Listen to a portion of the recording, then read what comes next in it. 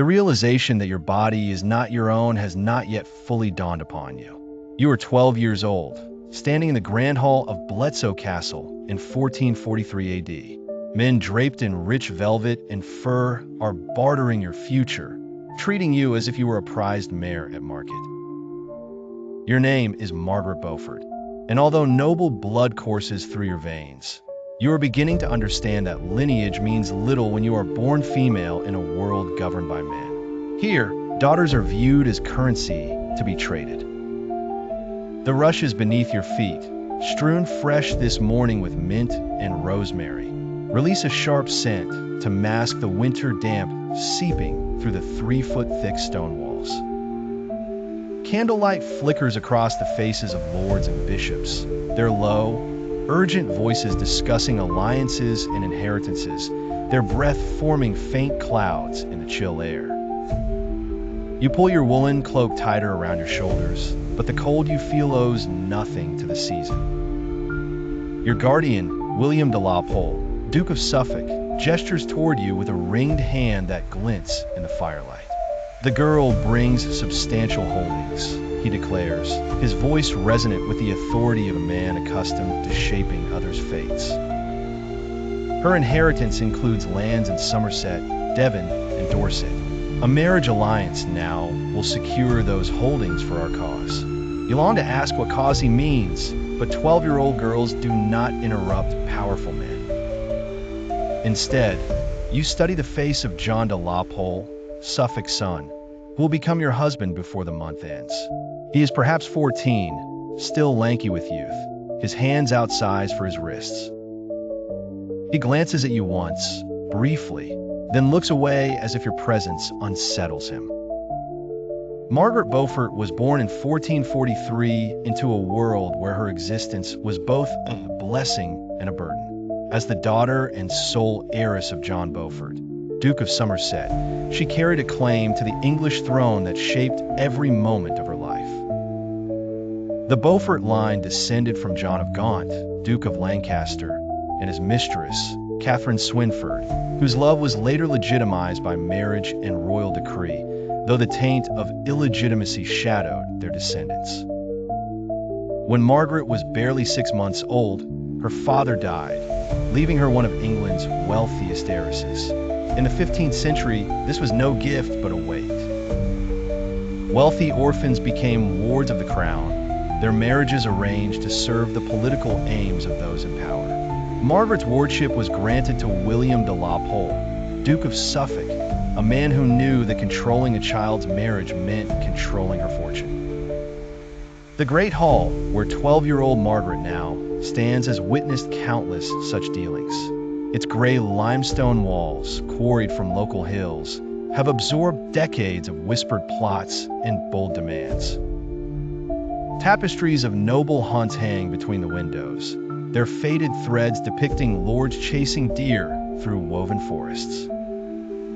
The irony is not lost on Margaret.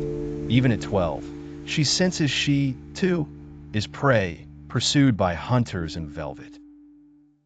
Suffolk's voice presses on, detailing the marriage contract as if Margaret were not standing 3 feet away. The ceremony will occur at Bletsoe within the fortnight. The girl's land will be managed by my house until she reaches majority. Unspoken, but understood by all, is that this arrangement ensures Suffolk's family will control Margaret's vast wealth for years. The rushes crackle under shifting feet as the men nod their assent. The air carries the sweet decay of herbs mingled with the earthier scents of wool and unwashed bodies. Nobles in 1443 bathe infrequently, and the hall holds the mingled odors of men who have ridden through winter mud to seal this deal. Margaret's soon-to-be husband, John de la Pole, shifts uneasily by the great fireplace. Its flames cast shadows across his face, betraying the uncertainty he tries to conceal. At 14, he is as much a pawn as Margaret, though his gender grants him the illusion of agency. He will inherit his father's titles and lands. She will transfer hers to him upon marriage, as the law demands. The wedding takes place on a February morning, frost glistening like scattered pearls on the ground. Margaret wears a gown of deep blue silk, the color of royalty, though the fabric feels alien against her skin. Tailored to her slight frame, the dress and its elaborate headdress make her feel like a child playing in her mother's wardrobe. Bledsoe's chapel is small and cold, its stone walls swallowing sound and light. Candles flicker in iron sconces, casting wavering shadows that seem to animate the painted saints on the walls. Margaret kneels on the stone floor, her knees aching through the thin silk, and recites the Latin vows binding her to a boy she barely knows. Ego Johannes te Margaritum in matrimonium accipio, John says, his voice cracking on the unfamiliar syllables. I, John, take you, Margaret, as my wife. The words echo in the small space, sealing her fate with a weight that churns her stomach. In the medieval times, the marriage between Margaret and John de la Pole is hastily consummated, though neither child understands its implications fully. Medieval law required consummation to validate a marriage, yet acknowledged children's incapacity for meaningful consent, a contradiction that would mark Margaret's early life. As months pass, she begins to grasp her new reality. In the de la Pole household, she is treated as befitting her rank, but watched like valuable property. Her life is tightly controlled. She cannot travel, correspond, or manage her lands without permission. The transition from childhood to political asset is most striking at mealtimes in the Great Hall. Margaret is seated at the high table next to her young husband, draped in elaborate headdresses and luxurious fabrics denoting her status, yet she must remain silent unless addressed. She listens as adults discuss state affairs, military campaigns, and alliances, aware that her future is tethered to their decisions. Even the food symbolizes hierarchy. Select portions of meat and exotic spices echo her family's wealth. But Margaret has no choice in what or when to eat, her servings dictated by others, as is her life. Despite these constraints, Margaret's intelligence and resolve begin to flourish, qualities that would later establish her as one of England's most formidable women. She listens keenly, memorizing details of political alliances, military strategies, and the intricate web of noble relationships. She becomes adept at discerning power's subtle signs, who commands genuine respect, who leans on intimidation, and who is merely a puppet. In 1444, tragedy alters her course. John de la Pole, her 14-year-old husband, succumbs to fever unexpectedly at his family's Suffolk estate, with no clear record of illness left behind. Now a 13-year-old widow, Margaret finds herself in a precarious yet liberating position. Their marriage was never fully consummated, therefore her inheritance remains hers, not transferred to her husband's family. Once more, she stands as England's richest heiress and an attractive prospect for another marriage. Upon hearing of John's death in the Solar, where noble women spend their days, Margaret keeps her composure.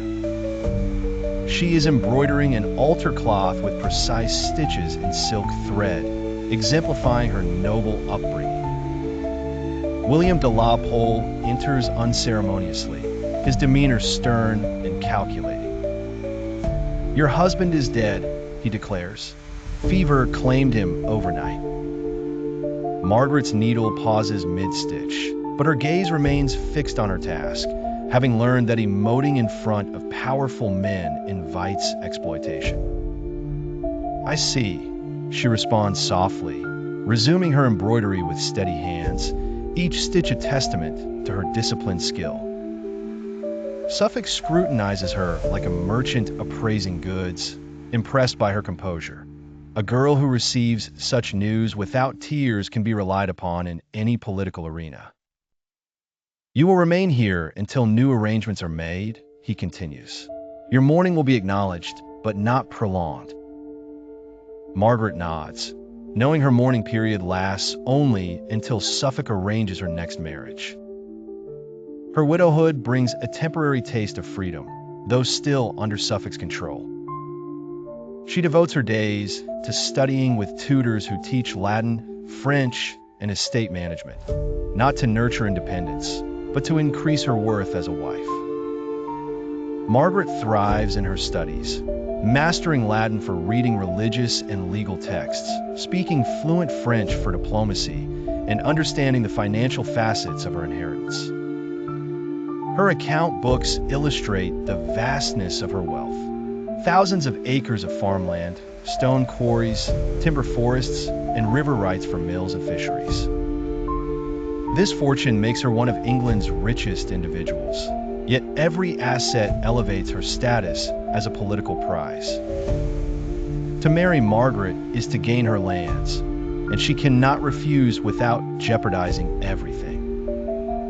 In spring 1445, her mother, Margaret Beaufort, visits Bletsoe, and they converse privately in the castle's herb garden. It is here, among early blooms resisting the lingering chill, that her mother speaks candidly. The wedding takes place at Bletsoe in early 1446, more elaborate than her first, reflecting Edmund's status. Margaret wears cloth of gold and a jeweled circlet, but the heavy fabric and sapphire-laden ring symbolize her surrendered autonomy. The Bishop of Winchester officiates, and noble witnesses ensure the marriage's legitimacy. Edmund's vows are possessive, his hand engulfing hers as he places the ring. That night, the consummation leaves no doubt of his claim over her, a stark assertion of medieval marriage's realities. Life with Edmund at Caldecott Castle in Wales reveals the limits of Margaret's new title as Countess of Richmond. Every decision, her lands, her movements, is Edmund's to make. He redirects her estate income to his military and political ambitions, installing his own stewards with no regard for her input. As England's political instability grows in 1446 to 47, with tensions between noble factions, Margaret, a Lancastrian by marriage, is caught in conflicts she cannot control. In late 1456, at 13 and pregnant with Edmund's child, Margaret faces both joy and terror. Childbirth, especially for one so young, is perilous in a time of limited medical knowledge. Edmund, often absent from military campaigns, offers no support. Captured by Yorkist forces in August 1456, he dies of fever in Carmarthen Castle that November, leaving Margaret, 7 months pregnant, a widow again. She gives birth on January 28, 1457, at Pembroke Castle, enduring a grueling labor that nearly claims her life. Her son, named Henry after the king, survives, a future Henry VII, the first Tudor king. The birth leaves Margaret unable to bear more children, its trauma shaping her health and outlook. As a 13-year-old widow with an infant, Margaret is vulnerable yet resolute. To protect herself and Henry, she marries Sir Henry Stafford in 1458, a union she helps negotiate. Stafford, a seasoned soldier in his 30s, respects her role as Henry's mother, offering stability. From 1458 to 1471, amidst the Wars of the Roses, Margaret hones her political skills, supporting the Lancastrian cause and building alliances. Stafford's death in 1471 marks the end of this stability, but Margaret, now 28, weds Thomas Stanley, Earl of Derby, in 1472. Their partnership, based on mutual ambition, allows her to operate openly as a political force, laying the groundwork for Henry's return from exile. By 1483, with Richard III on the throne, Margaret risks everything to support Henry's 1485 invasion. His victory at Bosworth Field crowns him Henry VII, making Margaret, at 42, My Lady the King's mother. She wields unprecedented influence, shaping court policies and marriages. Yet her triumph comes at a personal cost. She sacrifices happiness for her son's success.